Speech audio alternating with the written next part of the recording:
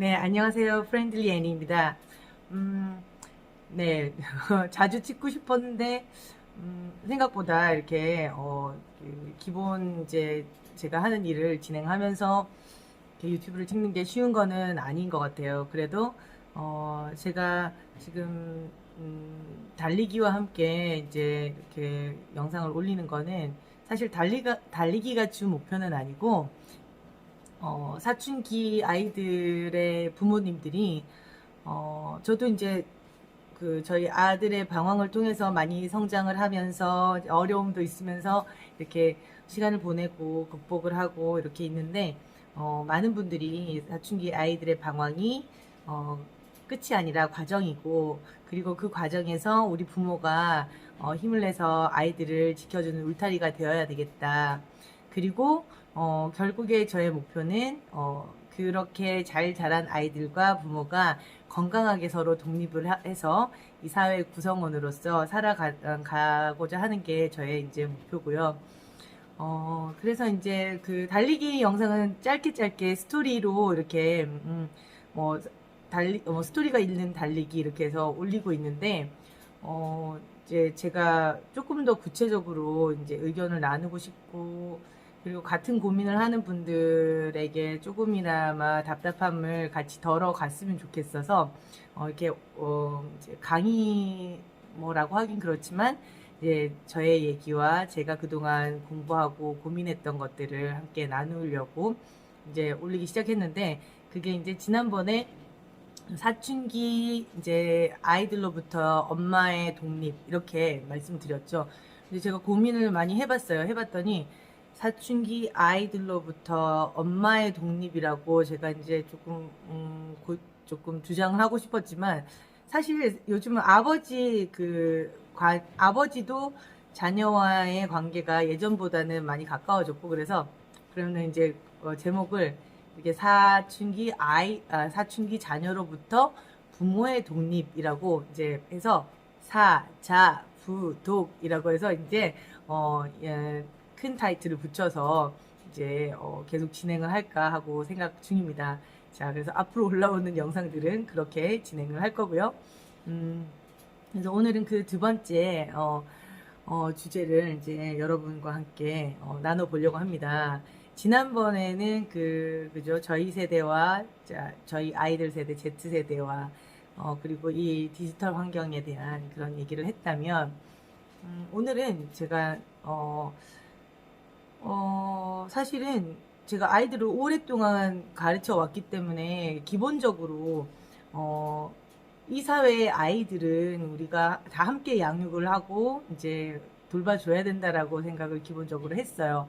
그런데 그게 되게 피상적이었던 것 같아요. 피상적이었고, 그냥 마음으로만 그랬던 것 같은데, 어떤 실천을 하거나, 이제 제가 저한테 오는 학생들한테는 이제 또 정성을 다해서 하지만, 그 외에 이제 저희가 몰랐던 그런, 영역에 있는 아이들에 대한 관심이 사실 없었던 것 같아요. 그게.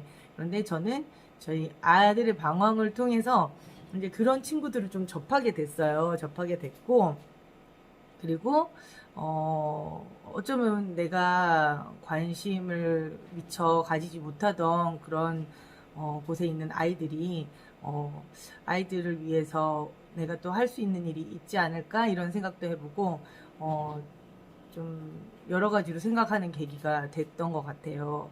그래서 그런 걸 같이 함께 생각해 볼 수 있다면, 모두 같이 건강한 사회를 위해서 우리 아이들이 모두, 그죠? 모든 아이들은 우리 모두의 아이들이다라고 생각을 하고, 어, 그렇게 어떤 지역 사회나 학교나 가정이나 이런 모든 아이들이 보낼 수 있는 그런 영역들에서 다 같이 아이들을 좀 케어를 하고 사랑을 나눠주고 사랑의 눈길과 말을 내밀 수 있는 그런 어른들이 됐으면 좋겠다라는 생각으로 이렇게 좀 그렇게 시작을 해보고 싶습니다.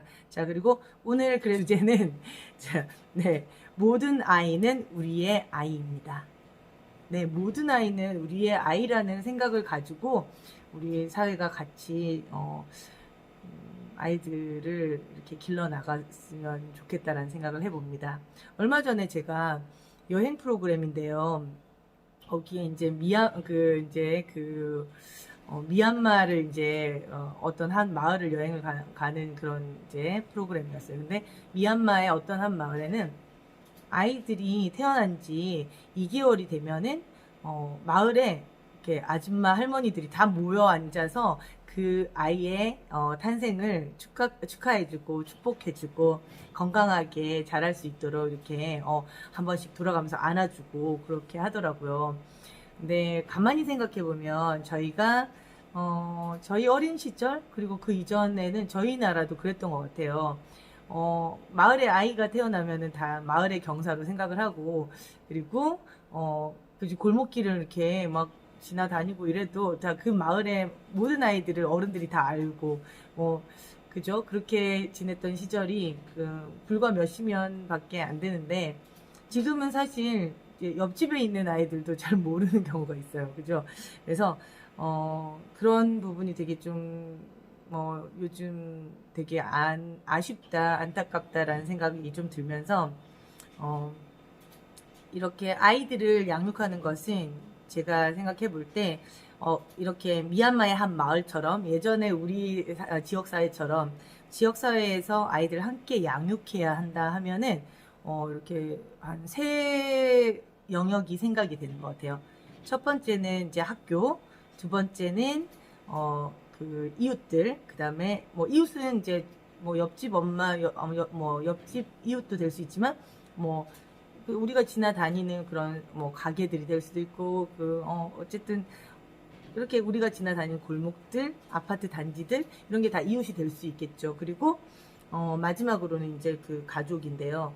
이렇게 학교나 이웃이나 가족이 모두 다 함께 아이를 케어하고 관심을 가져준다라고 생각을 하면 너무 좋겠다라고 생각이 들었어요. 제가 이제 계속 아이들에 대해서 이제 공부를 하고 생각을 하면서 어, 어, 네. 그래서 이제 학교에 대해서 생각을 해보면 사실 학교가 예전의 학교들하고 또 많이 다른 부분도 있고, 점점 이제 입시 위주로 경쟁이 치열해지고 경쟁 위주의 학교 시스템이고, 그리고 사실 거기에서 친구들을 만나지만 수업 중간중간 잠깐 시간 외에 학교에서 이제 그죠? 하교를 하고 나면은 아이들이 모두 지금은 이제 흩어져서 뭐 사교육을 받으러 가는 그런 상황이고, 어, 아이들이 이제 일단은 뭐 그런 주도적으로 자발적으로 친구 관계 형성하는 건 좀 힘든 사회가 되어 가는 것 같고요.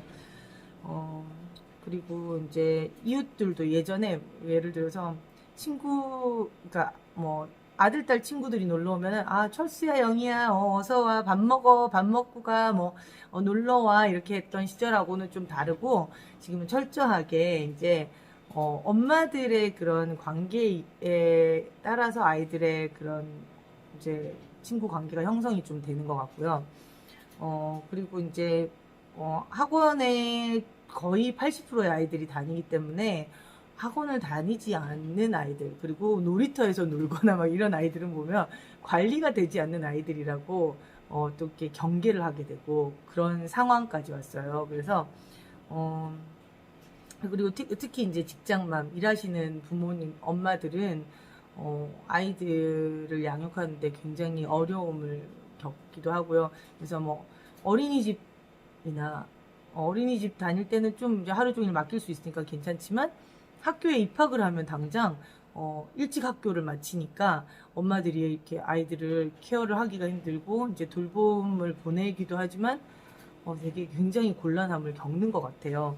그래서 이렇게 이제 이렇게 여러모로 이제 아이들을 양육하는 데 있어서 이제 예전과 다른 상황이 되어 가고 있고요. 그리고 특히 아이들은 지난번에 말씀드렸던 것처럼 아이들의 뇌는 특별히 다른 뇌다라고, 그 사춘기 아이들의 뇌는 다른 뇌라고 하는데, 이렇게 다른 뇌를 알고 이해하고 대처를 해주고 어른답게 품어주고 포용하면서 이렇게 할 수 있는 그런 곳이 잘 없는 것 같아요. 저희 부모들도 사실 특히 이제 이런 디지털 환경에서 아이들이 급변하는 그런 정보 속에서 뇌가 또 이제 예전이랑 다르게 더 이제 막 변화가 많고 뇌에 그런 작용이 또 막 생각 외로 더 급격하게 잘못되기도 하고 그런데 이렇게 대처가 안 되는데 사실 저희가 공부를 해야 되지만 이제 뭐 먹고 살다 보면은 그게 힘들잖아요.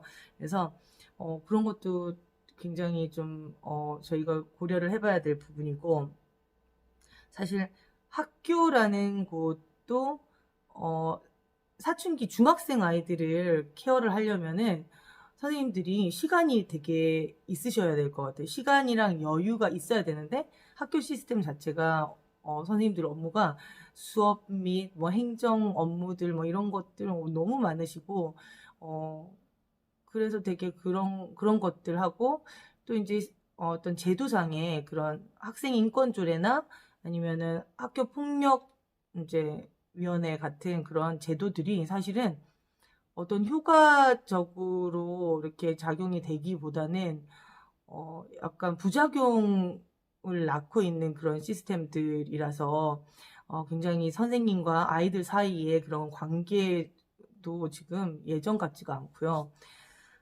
되게 어떤 소통이 좀 힘든 그런 공간이 학교가 되어버렸다는 것도 좀 아쉽고, 어, 그리고 이제 또 저희가 아이들을 낳아서 기르는데, 저도 일하기 때문에 저희 아들이 케어를 사실 못 받은 부분이 많아요. 그래서, 제가 아이가 방황하기 시작했을 때 이제 굉장히 당황했고, 네, 그런 사실 아직도 저는 저희 아들은 이제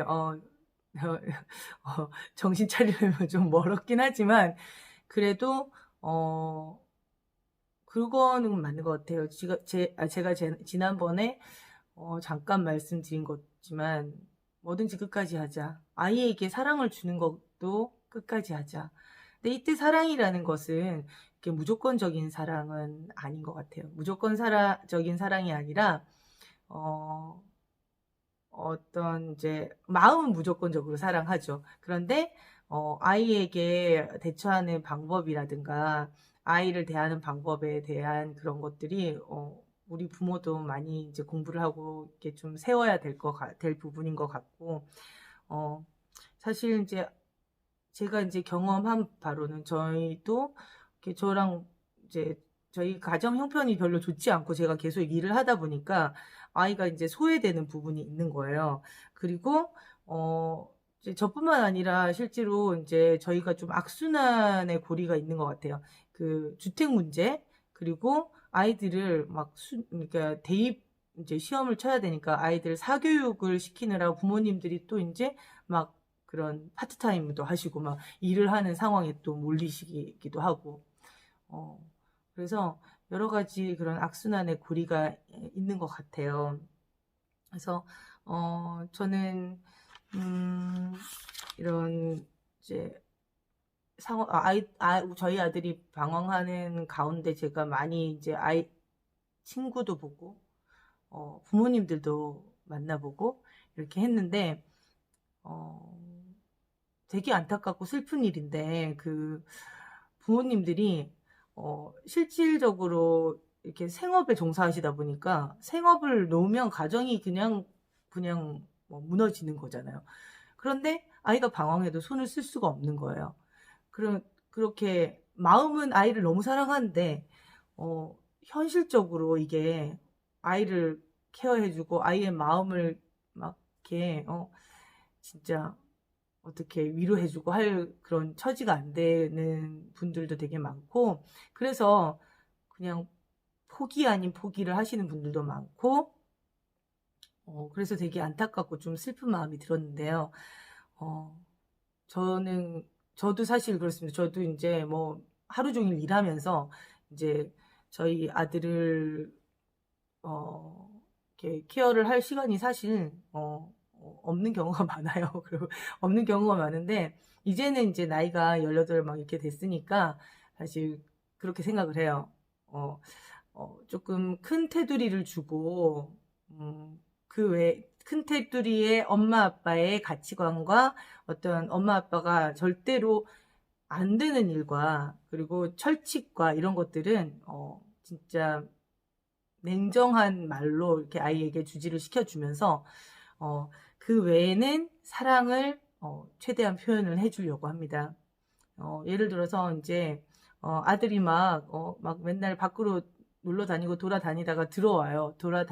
오면은 그냥 마음을 그냥 요리로 표현을 해줘요. 그냥 제가 없는 시간 쪽에서 이제 막 이렇게 급하게 하는 요리지만 아들에게 이제 따뜻한 집밥 한번 먹이는 거.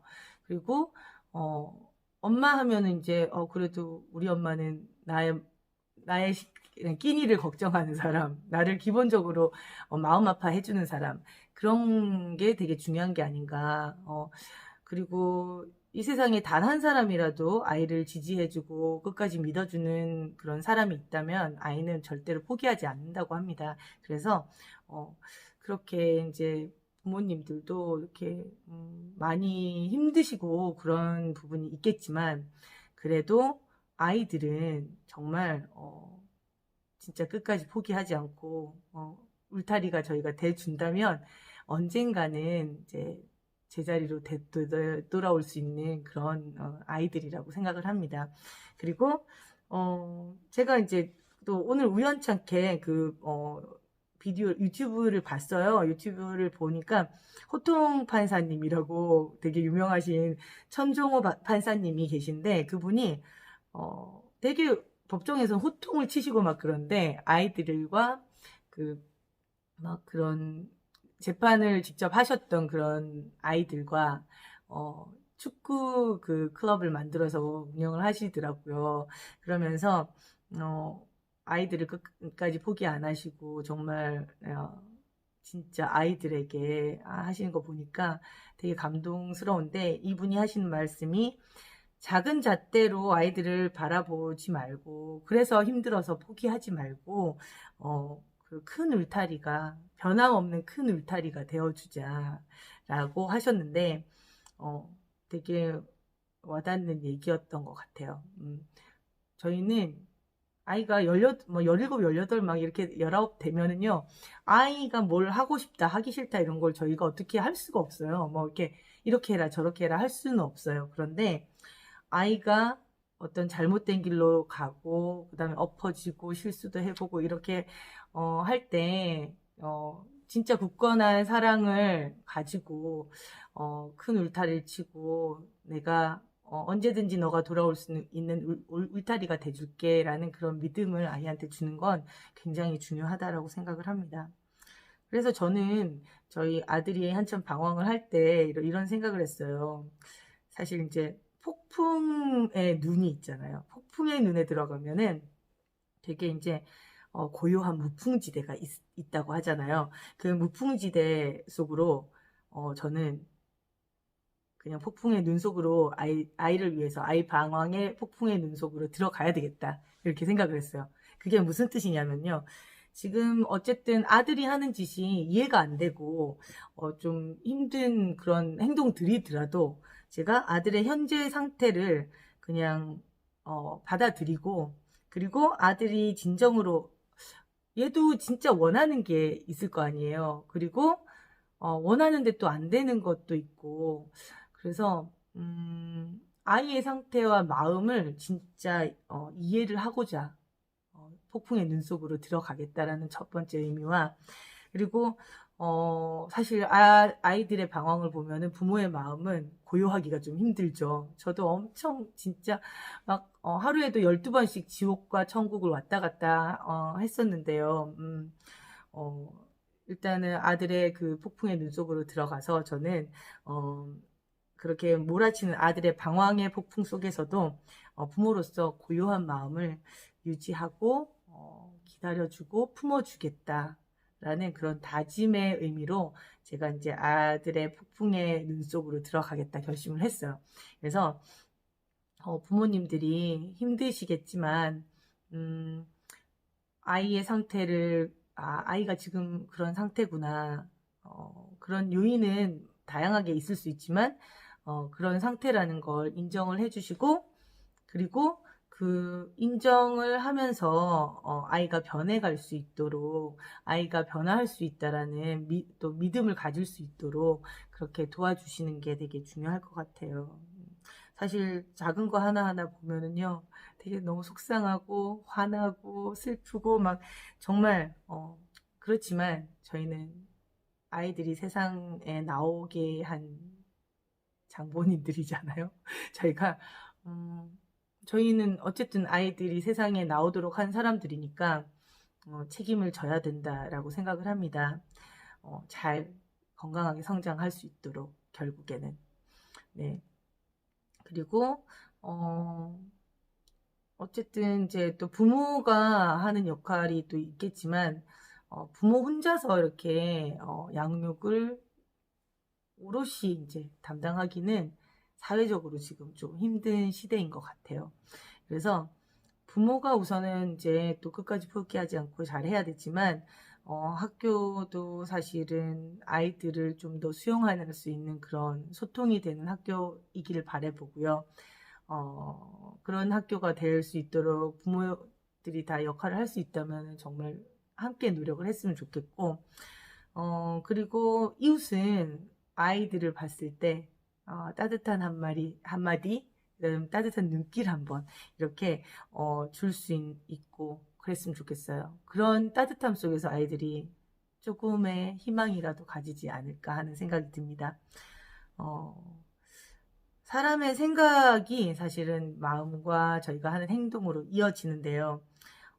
다 함께 잘 사는 세상을 만들어 가겠다는 그런 생각이 많은 분들의 머릿속에, 마음속에 생겼으면 좋겠고요. 그렇다면 저희가 따뜻한 세상이 될 것 같아요. 마지막으로 아까 이제 천종호 판사님 얘기도 했지만 제가 이제 아들에 대해서 많이 생각을 하다가 읽은 책 중에 하나인데 미즈타니 오사무라는 일본 선생님께서 쓰신 이제 책이 있어요. 얘들아, 너희가 나쁜 게 아니야. 이건 이제 저희 나라에 작년인가 재작년에 영화로도 제작이 됐더라고요. 영화 제목은 어제 일은 모두 괜찮아라고 하는 이제 제목으로 영화가 만들어졌고 미즈타니 오사무 선생님께서 책 중에서 이제 하신 말씀이 있어요. 아이들은 모두 꽃을 피우는 씨앗이라고 생각한다.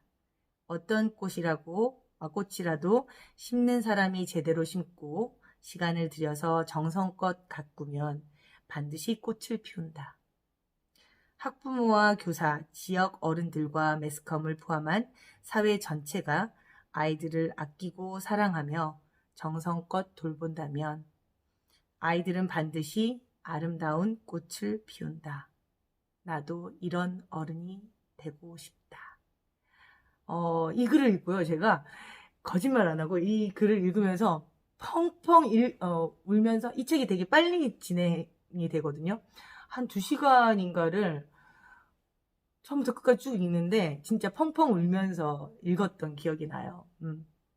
그래서 저도 이 글을 읽으면서 아이들이 정말 아름답게 결국은 꽃을 피울 수 있도록 그런 양분과 물을 줄 수 있는 그런 어른이 저도 한번 되어보고 싶습니다.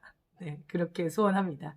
네, 오늘은 이제 주제가 모든 아이들은 우리 모두의 아이들이다 라는 얘기 말씀드리고 싶고요. 네, 다음에 또 다른 주제로 또 찾아오겠습니다. 여러분 감사합니다. 네.